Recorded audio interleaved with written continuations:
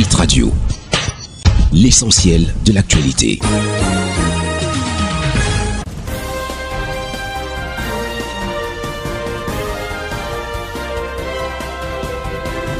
Justice Totoum.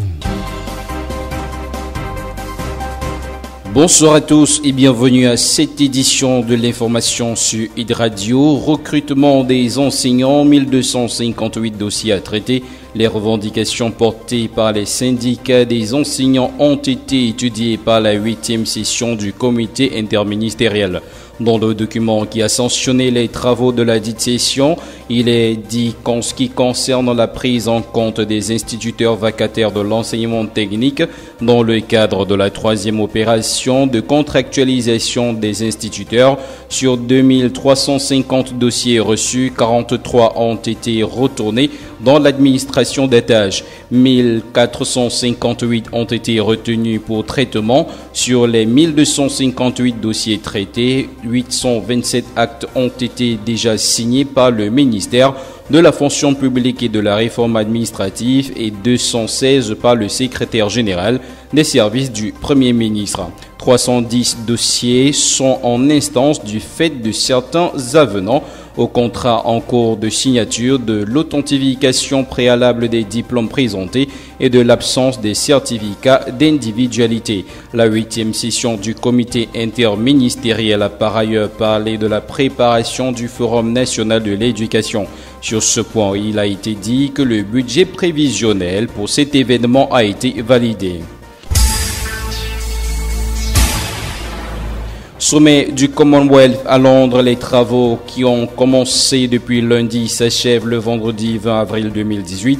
Le président camerounais Paul Biya a envoyé pour le représenter son premier ministre chef du gouvernement, Philémon Yang, qui assistera uniquement au regroupement des chefs d'État et de gouvernement pour l'adoption des résolutions prises par des experts. 20 ans après le dernier sommet du Commonwealth à Londres, les pays anciennes colonies britanniques se retrouvent au Royaume-Uni avec pour principal objectif le renforcement des échanges commerciaux au sein de l'organisation.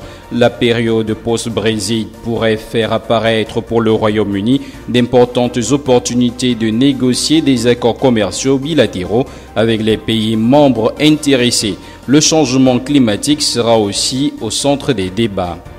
Sécurité dans la région de l'Est Cameroun, Max Bella et Djengele, sous-préfet de l'arrondissement de Bertoua 1er, ordonne la fermeture des débits de boissons dans son territoire de commandement.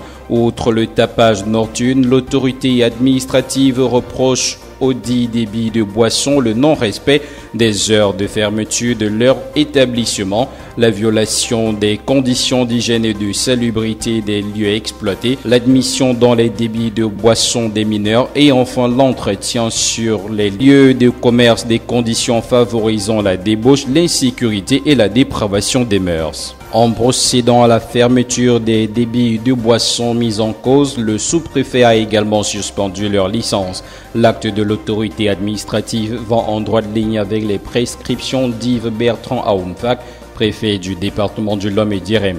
Ce dernier a recommandé à ses collaborateurs de veiller à la sécurité des hommes et des biens, maintenir la paix et la cohésion sociale ainsi que la lutte contre le petit et le grand banditisme.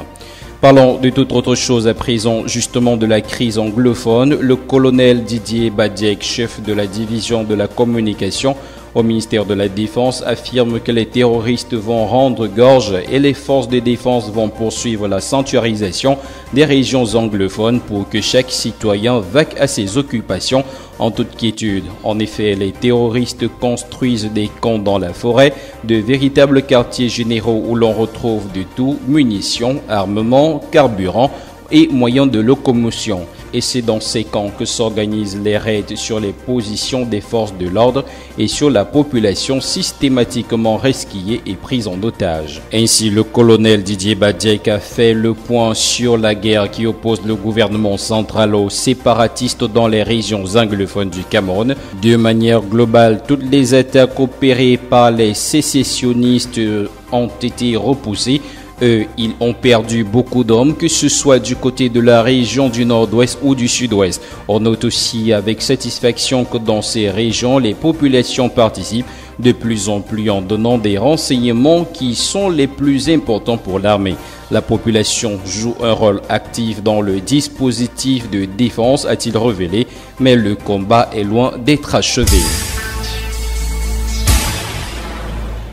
En religion, les fidèles musulmans désireux de prendre part au Hajj 2018 vont devoir redoubler d'efforts. C'est la substance des échanges entre Paul Atangandji, ministre de l'administration territoriale et de la décentralisation, et les organisations de la 31e session de la Commission nationale du Hajj.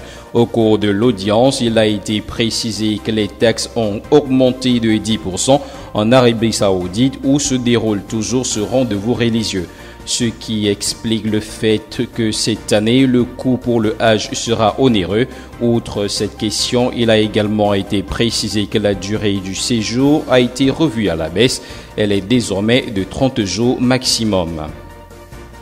En sport, l'icône de l'administration du football africain, le Camerounais Issa Hayatou, ex-président de la Confédération africaine du football, est jugé dans un tribunal économique au Caire en Égypte pour une accusation portant sur la violation de la loi sur la concurrence au pays des pharaons.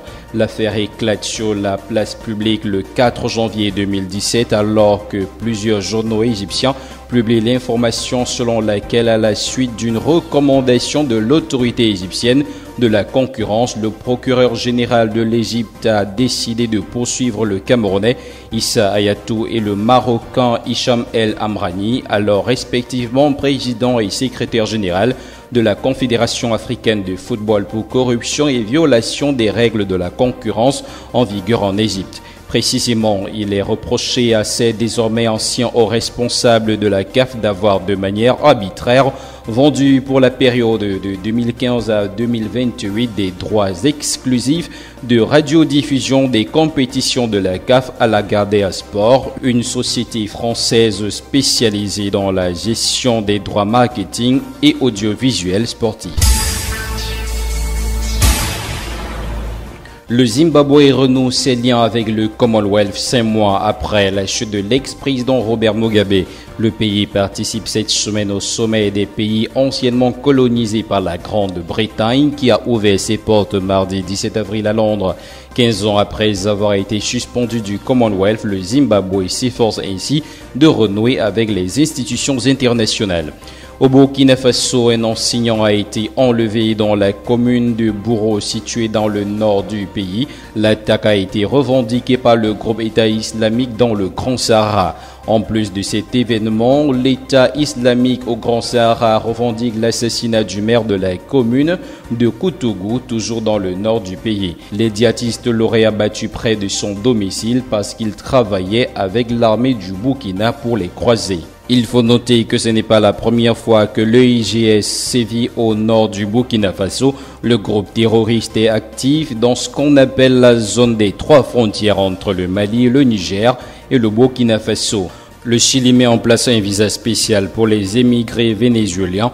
De plus en plus de Vénézuéliens fuient leur pays à cause du manque de nourriture, de la pénurie de médicaments, de l'inflation qui ronge le pouvoir d'achat ainsi que de l'insécurité à Caracas comme dans le reste du pays. Beaucoup d'entre eux se rendent au Chili où le flux de migrants vénézuéliens ne cesse d'augmenter. Selon les chiffres des autorités chiliennes, près de 165 000 Vénézuéliens sont en effet entrés en 2017 dans le pays. C'est presque le double de l'année précédente et sur cet ensemble, plus de 72 000 Vénézuéliens ont obtenu un permis de résidence. Face à cet exode, le président chilien Sebastián Piñera a annoncé la semaine dernière que son pays accorderait désormais un visa de responsabilité démocratique aux Vénézuéliens fuyant la crise démocratique dans leur pays. C'est ici, mesdames et messieurs, que nous mettons fin à ce bulletin d'information sur Hit Radio. Excellente soirée en compagnie de nos programmes. Hit Radio, l'essentiel de l'actualité.